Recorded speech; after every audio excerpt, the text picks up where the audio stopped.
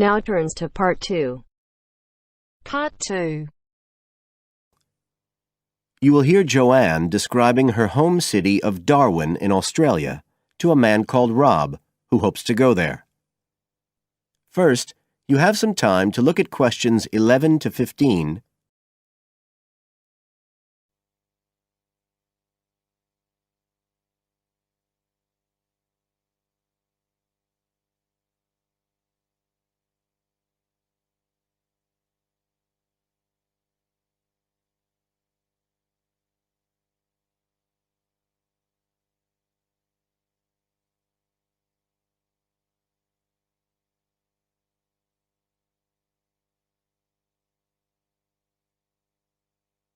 Now listen carefully and answer questions 11 to 15.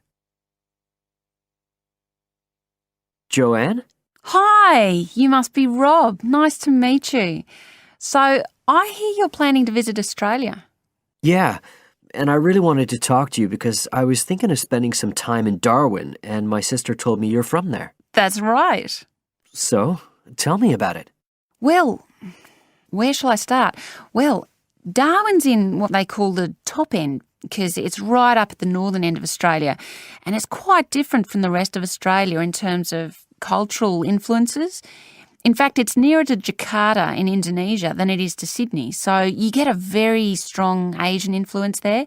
That means we get lots of tourists. People from other parts of Australia are attracted by this sort of international cosmopolitan image. And as well as that, we've got the same laid-back atmosphere you get all over Australia, probably more so, if anything, because of the climate. But what a lot of the tourists don't realise until they get there is that the city's also got a very young population. The average age is just 29, and this makes the whole place very buzzy. Some people think that there might not be that much going on as far as art and music and dancing and so on are concerned because it's so remote. I mean, we don't really get things like theatre and opera in the same way as cities down in the south like Sydney, for example, because of the transport expenses. But in fact, what happens is that we just do it ourselves. Lots of people play music, classical as well as pop, and there are things like artists groups and writers groups and dance classes. Everyone does something. We don't just sit and watch other people. You said it's very international? Yeah, they say there's over 70 different nationalities in Darwin. For instance, there's been a Chinese population there for over 100 years. We've even got a Chinese temple. It was built way back in 1887, but when a very bad storm, a cyclone in fact, hit Darwin in the 1970s, it was almost completely destroyed. The only parts of the temple that survived were part of the altars and the stone lions. But after the storm, they reconstructed it using modern materials. It's still used as a religious centre today, but it's open to tourists too, and it's definitely worth going to see it. Oh, and as far as getting around goes, you'll see places that advertise bicycles for hire, but I wouldn't recommend it. A lot of the year it's just so hot and humid. Some tourists think it'll be fine because there's not much in the way of hills and the traffic's quite light compared with some places, but believe me, you're better off with public transport. It's fine and not expensive. Or you can hire a car, but it's not really worth it. What's the swimming like? Well, there are some good beaches, but the trouble is that there's this nasty creature called the box jellyfish, and if it stings you, you're in bad trouble. So you have to be very careful most of the year, especially in the winter months. You can wear a lycra suit to cover your arms and legs, but I wouldn't like to risk it even so, personally. And there are the saltwater crocodiles too. I mean, I don't want to put you off. There are protected swimming areas netted off where you'll be safe from jellyfish and crocs, or there are the public swimming pools. They're fine, of course.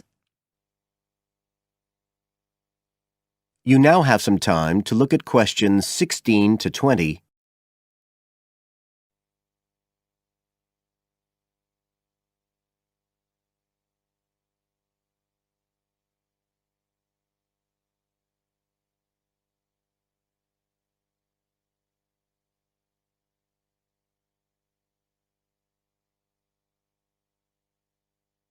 Now listen and answer questions 16 to 20. So, which places would you specially recommend?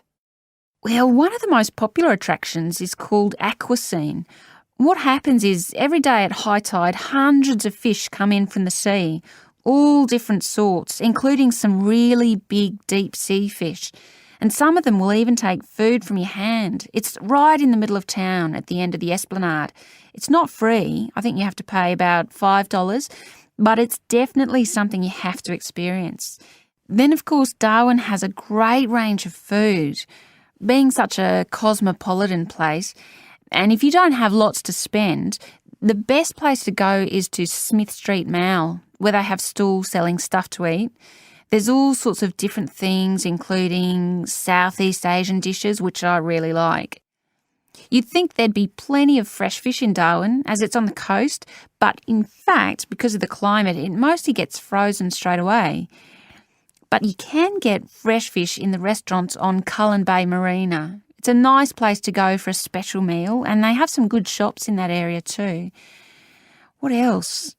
Well, there's the Botanic Garden. It's over 100 years old and there's lots to see. An orchid farm, rainforest, a collection of palm trees, a wetlands area. You can easily spend an afternoon there. That's at Fanny Bay, a couple of kilometres out to the north. Then, if you've got any energy left in the evening, the place to go is Mitchell Street.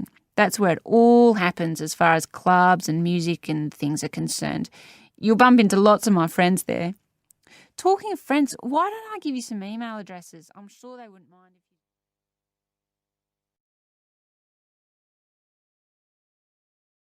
That is the end of part 2. You now have half a minute to check your answers.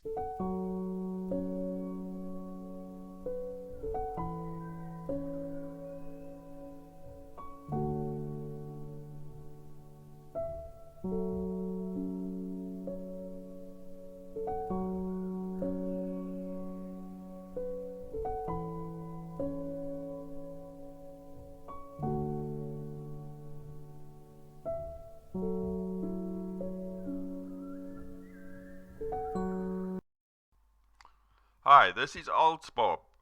I would very much appreciate it if you could like, subscribe and share this video, as this will enable me to help more IELTS students reach their IELTS goals. Very much appreciated. Thank you.